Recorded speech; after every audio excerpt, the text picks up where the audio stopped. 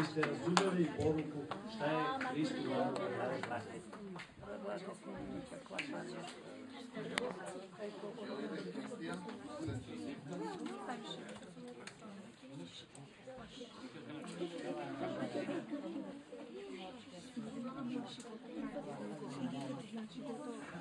Ja bih volio ovako da bude tišina, da čujete poruku na Gospodinu večera da vam kaže. I da čujemo Božji glas. Bog je sa nama. Gospod Isus Hristos bio je jedno sa Otcem od večnih vremena. On je bio obličje Boga, obličje njegove veličine i veličanstva, sjajno slave. On je došao na naš svet da objavi ovu slavu. On je došao na ovu grehom pomračenu zemlju da otkrije svetlost Božje ljubavi, da bude s nama Bog. Zato je za njega prorokovano nadjenuće mu ime Emanuil. Došavši da prebiva među nama, Isus je trebalo da otkrije Boga i ljudima i anđelima. On je bio reč Božja, Božja misao koja se mogla čuti. U svojoj molitvi za svoje učenike on je kazao: i pokazah im ime Tvoje, milostiv, žalostiv, sporna gnev, obilan milosrđem i istinom, da ljubav kojom si mene ljubio u njima bude i ja u njima. Međutim, ovo otkrivenje nije dato samo njegovoj deci na zemlji. Naš mali svet je učbenik pasione. Božja divna namjera, milosti, tajna spasonosti i ljubavi, tema je u koju anđele žele zaviriti i koja će biti proučavana kroz preskanje vekova. U početku, Bog se otkrio u svim delima stvaranja. To je bio Hristos koji je razastro nebesa i položio temelje zemlje. Lako je sada greh oštetio savršeno delo. Ipak ostaje ono što je ispisano. Čak i danas sve što je stvoreno obavljuje slavu njegovog savršenstva. Ne postoji ništa osim sebičnog čovjekovog srca što živi samo za sebe. Nema ptice koja seče vazduh i životinje koje se kreću po zemlji, a da ne služi nekom drugom životu. Nema ni jednog lista u šumi ili skromne vlasti trave, a da nema svoju službu. Svako drvo, vrv i list izlivaju životni sastojak bez koga ni čovjek ni životinja ne bi mogli živjeti. A opet i čovjek i životinja služe životu drveta i grma i lista. Cveće otiše mirisom i otkriva svoju lepotu kao blagoslov ovom svetu. Sunce nam zasipa svoju svetlost da razveseli hiljade svetova. Okean, iako izvor svih naših vrela i studenaca, prima rekice svake zemlje, ali uzima da bi dao. Magle koje izlazi njegovih medara padaju kao kiše i napadaju zemlju, da bi iz nje moglo da niče i puki. Međutim, kada se okrenemo od svih manje važnih otkrivenja, onda gledamo Boga u Isusu. Posmatrajući Isusa, vidimo da je slava našega Boga u davanju. Ja ništa samo od sebe ne činim, rekao je Hristos. Pošto me posla živi Otac, ja živim Oca radi. Ja ne tražim slave svoje, već slavu onoga koji me je poslao. U tim rečima izloženo je veliko načelo koje je zakon života za svemir. Hristos je sve primio od Boga, ali uzeo da bi dao. Tako su u nebeskim dvorovima u službi za sva stvorena bića kroz ljubljenog Sina Očev život izliva na sve, a preko Sina život se vraća u hvali radosnoj službi kao plima ljubavi velikom izvoru svega. I tako kroz Hrista krug dobročinstva se zatvara, predstavljajući karakter velikog darodavca, zakon života. Ovaj zakon je prekršen na samom nebu. Greh je potekao iz sebičnosti. Lucifer, heruvin zaklanjač, želeo da bude prvi na nebu. On je težio da zavlada nebeskim bićima, da ih odvoji od njihovog stvoritelja i pridobije za sebe njihovu vernost. Iz tog razloga on je netačno prikazivao Boga, pripisujući mu želju za samozvišenje. Želeo je da tvorcu punom ljubavi pripiše svoje rđave osobine. Tako je obmanuo anđele, tako je prevario ljude. On ih je naveo da posumnjaju Božju reč i izgube poverenje u njegovu dobrotu.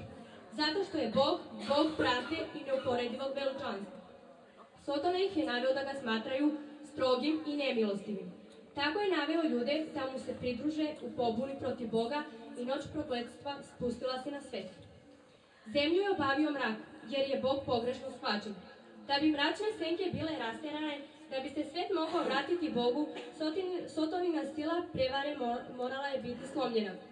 To se nije moglo ostvariti silom. Primenjivanje sile suprotiste načelima Božje vladavine. On želi službu jedino iz ljubavi, a ljubav se ne može narediti. Ona se može zadobiti silom ili vlašću. Samo ljubav može da probudi ljubav. Poznavati Boga znači ljubiti. Njegov karakter mora da se ispolji u suprotnosti prema Sotoninom karakteru. Samo jedno biće u celoj vasioni može da ostvari ovo delo. Samo onaj koji poznaje visinu i dubinu Božje ljubavi može da je obznani. Nad bračnom moći sveta mora da grane sunce pravde sa zdravljem, na zracima njegovim. Njegova ljubav prema svetu bila je tako velika da se zavetova da će dati svoga jedinorodnog sina, da nijedan koji ga veruje ne pogine, nego da ima život večni. To je bila dobrovoljna žrtva. Isus je mogao ostati pored svoga oca. On je mogao da zadrži slavu neba i poštovanje anđela. Međutim, izabrao je da prati skiptar u očeve ruke i siđe sa prestola svemira da bi mogao da donese svetlost onima koji su u mraku i život onima koji ginu. Pre 2000 godina sa neba, sa Božeg prestola, čuo se glas tajanstvenog značenja. Evo dođu, žrtve i darovani si hteo, ali si mi telo pripravio. Evo dođu. U početku knjige pisano je za mene, da učinim volju tvoju Božju. U ovim rečima obavljeno je ispunjenje cilja koji je bio sakriven od večnih vremena. Hristos je bio spreman da poseti naš svet i da se telovi. On kaže, ali si mi telo pripravio, da se pojavi u slavi koju imao zajedno sa Ocem pre postajanja sveta, mi ne bismo mogli podneti svetlost njegove prisutnosti. Da bismo je mogli posmatrati, a da ne poginemo, otkrivljenje njegove slave bilo je prigušeno. Njegova božanska priroda bila je obavljena ljudskom prirodom. Nevidljiva slava bila je u vidljivom ljudskom obliku. Bog je naredio Mojsiju za Izrael. Neka mi načine svetinju da među njima nastavaju. I on je prebivao u svetinji usred svoga naroda. U toku čitavog njihovog zamornog lutanja kroz pustinju, simbol njegovog prisustva bio je sa njima. Tako je Hristos postavio svoj šator usred našeg ljudskog tabora. On je razapeo svoj šator pored naših šatora, da bi mogao prebivati među nama i da bi nas upoznao sa svojim božanskim karakterom i životom. I reč postade telo i usijeli su nas puno blagodati i istine i vide smo slavu njegovu, slavu kao jedinorodnog od Oca. Amin.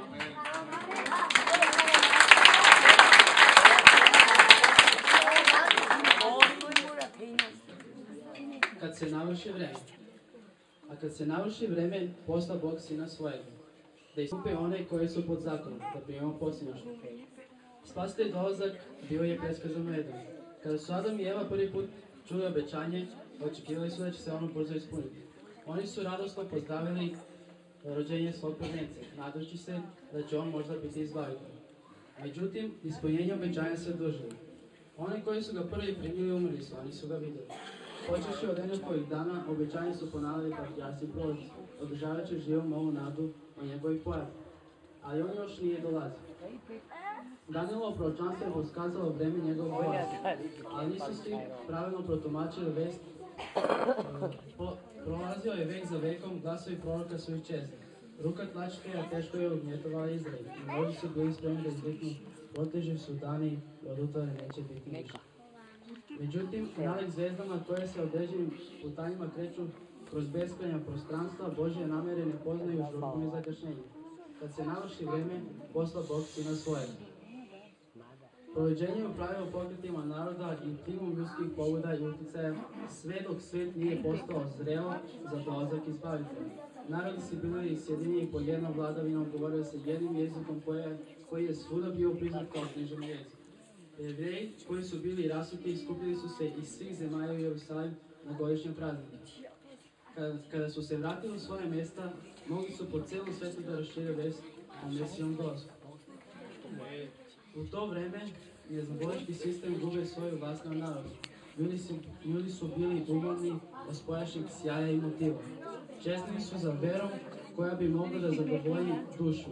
Lako je izgledala je svetlost istine napustila ljude. Bilo je duše koje su tražile svetlost i koje su bile ispunjene zbunjenošćom i tugom. Oni su bile željne saznanja o živom Bogu i neke sigurnosti života posle groba. Kada su se Jevreji udaljili od Boga, njihova vera je potamnila, a nada gotovo prestala da obasjava budućnost. Reči proroka nisu shvaćene. Za narodne mase smrt je bila užasna tajna. S onu stranu je bila neizvesnost i tamo. Nije samo naricanje majka iz Vitlema, već i plać iz velikog srca čovečanstva dopinao do proroka kroz vekove, glas koji se čuva u rami, plać i ridanje i jaukanje mnogo. Rahilja plače za svojom decom i neće da se uteši jer ih nema. Ogosti sela smrtoga ljudi su bili neobični. Sa čežom u očima oni su očekivali dolazak izbavitelja, kada će se tamo odagnuti i tajna budućnost razjasniti. Izvan jevrejskog naroda postojali su ljudi koji su predskazivali pojavu božanskog učitelja. Ovi ljudi tražili su istinu i njima je dat duh nadahnuća. Jedan za drugim, kao zvezde na tamnom nebu, podizali su se takvi ljudi. Njihove proročke reči rasplansavale su nadu u srcima hiljadu i neznabojačkom svetu. Već stotinama godina Biblija je bila prevedena na grčki, koji se tada široko upotrebavao po celoj Rimskoj imperiji. Jevreji su bili svuda rasejeni, a u njihovom iščekivanju Mesijevom dolaska u izvesnoj meri učestvovali su i neznabošci. Među onima koje su Jevreji smatrali neznabošcima bilo je ljudi koje su bolje razumevali biblijska proročanstva u Mesiji nego učitelji iz Rima. Bilo je onih koji su se nadali njegovom dolasku kao oslobodiocu od grijeha. Filozofi su pokušali da proniknu u tajnu jevrejskog načina življenja. Međutim, fanatizam Jevreja sprečavao je širenje svetlosti. Usmjereni održavanju podvojenosti između sebe i drugih naroda nisu bili voljni da podele znanje koje su još uvijek imali o simboličkoj službi. Pravi tumač mora da dođe. Onaj koga su svi simboli prikazivali mora da objasni njihovo značenje. Bog je u ovom svijetu govorio posredstvom prirode, simbola i slika, preko patrijarha i proroka. Čovečanstvo je moralo da dobije pouke iskazane ljudskim jezikom. Vesnik zaveta mora da govori, njegov glas mora da se čuje u njegovom hramu. Hristos mora doći da izgovori reči koje će se jasno i konačno razumjeti. On, tvorac istine, mora da odvoji istinu od pleve ljudskih tvrđenja koje su je učinile nedjelotvornom. Načela Božje vladavine i plan spasenja moraju se jasno odrediti. Pouke iz Starog Zaveta moraju se potpuno izložiti ljudima. Reči koje je Jakov izgovorio na samrti ispunjavali su ih nadam.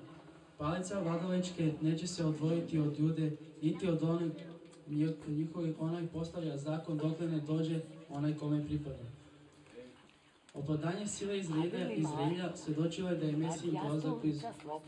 Danijelovo proročanstvo odslikovalo je slavu njegove vladavine nad imperijom koja će naslediti sva zemaljska carstva i kaže samo će stajati dole. Bilo je malo onih koji su shvatili prirodu Hristove misije, ali zato je mnoštvo očekivalo moćnog kneza koji će uspostaviti svoje carstvo u Izraelu koji će doći kao oslobodilac narodima. Vreme se navršilo, čovečanstvo uniženo vekovnim prestupima čezlo je za dolaskom iskupitelja. Sotona je radio na tome da produbi ponor između zemlje i neba i učini ga nepremostivim. Svojim lažima posticao je ljude na greh. Sotonina namjena je bila da iscrpi Božje strpljenje i uguši njegovu ljubav prema čovjeku, tako da on prepusti svet sotonskoj vlasti. Sotona je preko neznaboštva vekovima odvraćao ljude od Boga, a izopačujući veru Izraelja izvojevao je svoju veliku pobjedu. Povoljeći za svojim shvatanjima i služeći im neznabošti su izgubili znanje o Bogu i postali sve izopačeniji. Tako je bilo i sa Izraeljem. Načelo se čovjek može spasti svojim telima. Leži u osnovu svake neznabojačke religije. Sad je to postalo načelo jevrijske vere. Sotona je usadio ovo načelo. Gde god se ono prihvati, ljudi nemaju zaštitu. Amin.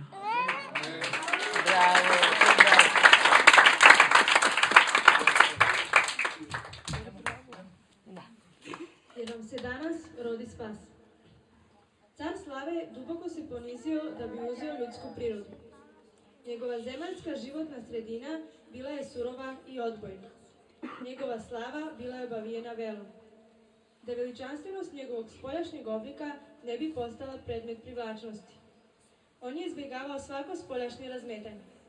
Bogatstva, čast ovoga sveta i ljudska veličina ne mogu nikada izbaviti dušu od smrti. Isus je odlučio da nikakva privlačnost zemaljske prirode ne treba da pozove ljude na njegovu stranu. Jedino lepota nebeske istine mora da privuče one koji će ga slediti. Mesijin karakter već mnogo ranije predskazan je u proroštvu i želeo je da ga ljudi prihvate na osnovu svedočanstva Božje reči. Nebeski vesnici su zapanjeno posmatrali ravnodušnost tog naroda koga je Bog pozvao da svetu otkrije svetlost svete istine. Jevrejski narod bio je sačuvan kao svedok da Hristos treba da se rodi iz Avramovog potomstva i Davidove loze, a ipak nije znao da je njegov dolazak tako blizu. Jutarnja i večernja žrtva svakodnevno su u hramu ukazivali na Božje jagnje, ali ovdje nije bilo priprema za njegov doček.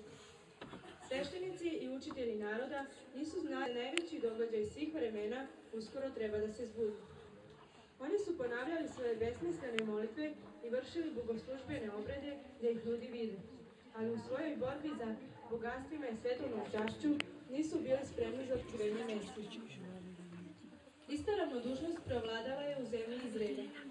Radost koja je oduševljenjem ispunjavala celo nebo nije takva sebična srca obuzeta svetovnošću. Samo je nekolicina čeznula da vidi nevidljivog. Njima su poslati nebeski vesnici. Anđeli su pratili Josipa i Mariju dok su putovali od svoga doma u Nazaretu do Davidovog grada. Naredba carskog Rima o popisu svih naroda u njegovoj prostranoj državi obuhvatila je stanovnike Galilejskih brda. Kao što je u davna vremena Kir bio pozvan na presto svetskog carstva da bi gospodin narod mogao da oslobodi ropstva, tako je Cezar August postao oruđe za ispunjenje Božje namjere da Isusovu majku dovede u Vitlejem. Ona je od Davidove loze i Davidov sin mora da se rodi u Davidovom gradu.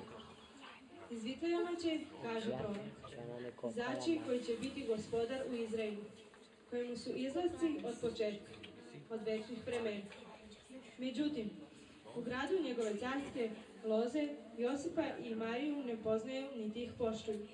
Umorni i bez doma, oni prolaze kroz uzavnu ulicu od gradske kapije sve do istočnog kraja grada, uzaludno tražeći mjesto za noćni počinak. Za njih nema mjesta u pretrpanoj gostionici. U neoglednoj prostoriji koja je služila kao zaklon za stoku, našli su posljednje utočište. I u njoj je rođen iskupitelj sveta. Ljudi o tome ništa nisu znali, ali ova vest ispunila nebo radošću. Sveta bića iz carstva svetlosti privučena su zemlji još drugim i nežnim zanimanjem. Na poljima na kojima je dečak David vodio svoje stado, pastiri su još uvek držali noćnu stražu. U toku tih časova tišine razgovarali su o obećanom spasitelju i molili se za dolazak cara na Davidov presto. I gle, anđeo gospodnji stade među njima. I slava gospodnja obasja ih. I uplašiše se vrlo. I reče im anđeo, ne bojte se, jer gle, javljam vam veliku radost, koja će biti svemu narodu. Jer vam se danas rodi spas, koji je Hristos Gospod.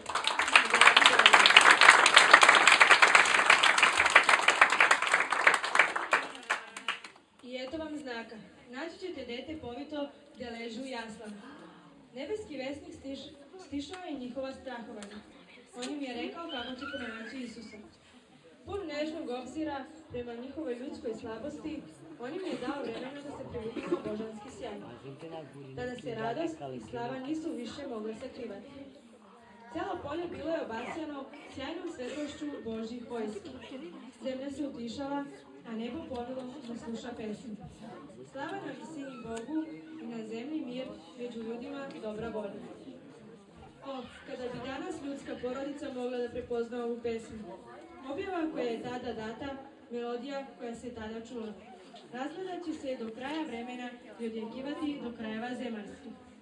Kad grane sunce pravde, sa zdravljem na svojim zracima. Toj pesmi vratit će se odjek glasa mnogoga mnoštva, kao glas mnogih vođa govoreći. Haliluja, jer caruje Gospod Bog sve držite. A kad se rodio Isus u Vitlejemu Judejskome, za vreme cara Iroda, a to dođu mudraci od istoka u Jerusalim i kažu: Gde je car Judejski što se rodi? Jer smo vidjeli njegovu zvezdu na istoku i došli smo da mu se poklonimo. Mudraci sa istoka bili su filozofi. Oni su pripadali velikom i uticajnom društvenom sloju koji je obuhvatio ljude plemenitog porekla i bio nosilac bogatstva i učenosti u njihovom narodu. Dok su ovi mudraci proučavali zvezdano nebo, pokušavali da proniknu u tajnu koju su sakrivale njegove sjajne staze, gledali su tvorčanu slavu.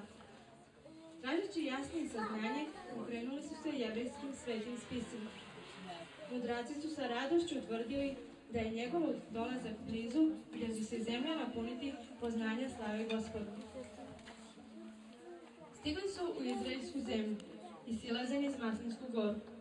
Gledajući Jerusalim pred sobom, kad zvezda koja ih je vodila celim mukotrpnim putem, zastaje nad hramom i posle nekoliko trenutaka iščezava sa vidika. Oni dalje hitaju žurnim koracima, očekujući sa sigurnošću da je Mesino rođenje pesma radosti na svakom jeziku. Međutim, uzaludno su se raspitivali. Ušavši u sveti grad, uputili su se prema hramu. Na svoje zaprepašćenje nisu našli nikoga ko bi nešto znao o novorođenom caru. Njihova pitanja nisu izazivala nikakvu radost, već pre iznenađenje i strah pomešan sa prezirom. Dolazak mudraca brzo se razglasio po čitavom Jerusalimu. Njihov neobičan zadatak izazvao je uzbuđenje u narodu koje je prodrlo u palatu cara Iroda. Lukav je domac bio je uzbuđen nagoveštajem o mogućem suparniku. Bezbrojna ubistva mrljala su njegovu stazu do prestolu. Budući da je bio tuđinski krvi, narod nad kojim je vladao mrzeo ga je. Njegova jedina sigurnost bila je naklonost Rima. Međutim, ovaj novi princ imao je veću prednost. Bio je rođen da vlada. Irod je posumnjao da svećenici koju zaveru sa strancima da bi izazvali bunu u narodu i izbacili ga sa prestola. Sa autoritetom kome se nisu smjeli suprotstaviti, naredio je da podrobno ispitaju i objave mesto rođenja njihovog očekivanog cara. A oni mu rekoše: U Vitlejemu Judejskome je tako prorok napisao: I ti Vitlejem, zemljo Judina, ni po čem nisi najmanji u državi Judinom, jer će iz tebe izići čelovođa koji će pasti narod moj Izraelja. Amen.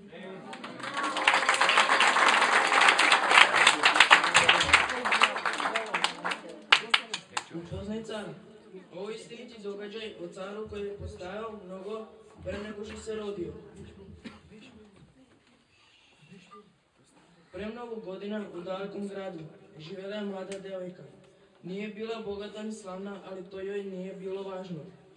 Trebalo je uskoro da se uda, a to je bilo nesvakidašnje. Jednoga dana imala posetioca. To nije bio njen komšija ili njen anđeo, već anđeo. Posebni glasnik poslan od Boga. Mlada devojka je bila uzbuđena i ti bi bio da si sreo anđela. Ne plaši se, rekao je anđel. Bog te izabrao za nešto posebno. Šta bi to moglo da bude? Rodit ćeš dete, rekao je anđel, daj mu ime Isus. On će biti sin Božji, car svih naroda. Ali kako, pitala je zapanjena Marija, to je bilo njeno ime. Ja nisam udata. To nije nikakva teškoća za Boga, objasnio je anđel. To će se desiti na čudesan način. Bog Sveti Duh će to učiniti. Spremna sam na sve što Bog želi, odgovorila je Marija. Kada je anđel otišao, ona je razmišljala o mnogim stvarima. Imaće bebu, on će biti sin Božji, beba cara. Nakon izvesnog vremena, Marija je znala da će uskoro roditi bebu. Nije bilo dobro vreme za putovanje, ali ona je ipak morala na put.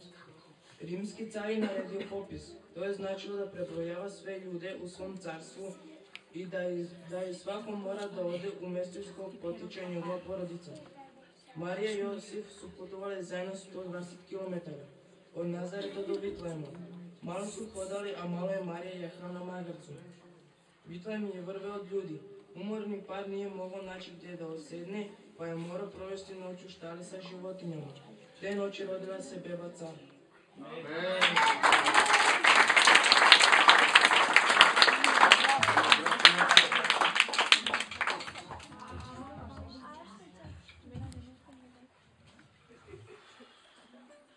Ime mu je Isus. Prošeputili su Marija i Josip, dok su ga nežno povijali i smještali u jasli, iz kojih se čanila soka. Josif je znao da beba nije njegovo dete, ali je bio veoma srećan da može da brine za nju. Anđeo je rekao Josifu da je beba sin Božji. Nazovi ga Isus, kazao mu je anđeo, jer će on spasti svoj narod od grijeha njihovih. Kako će Isus da spasi svoj narod od njihovih grehova? Josip to nije znao. Svi u Vitlejemu su bili zauzeti svojim poslovima i niko nije znao za čudesnu bebu. Ali Bog je ponovo poslao svog glasnika, anđela, da javi dobru vest nekim pastirima. Svud oko anđela zasila je blistava svetost, poput Marije. I pastiri su se uplašili kad su ga vidjeli. Ne bojte se, rekao mi anđel, došao sam da vam javim dobru vest. To je radosna vest za vas i za čitav svet. Upravo vam se rodio spastelj. Spastelj u Davidovom gradu. On je onaj koji je Bogu večan. I on je car. Pobiljen u pelene i leži u jasama. Iznenada noćno nebo je zablistalo od mnoštva anđela. Svi oni su slavili Boga zato što je poslao svog sina na zemlju. Kada su se anđeli vratili na nebo, pastiri su razgovarali o svemu. Hajdemo, odlučili su. Požurili su Vitlejem i našli jedinu bebu u gradu koja je za poloku imala jasle. Gledali su čudu malog dječaka. Znali su da je on njihov spastelj i car. Na putu do kuće govorili su svakome koga su sreli. Ova beba je onaj koga je Bog obećao. On je spastelj, on je car. Amen.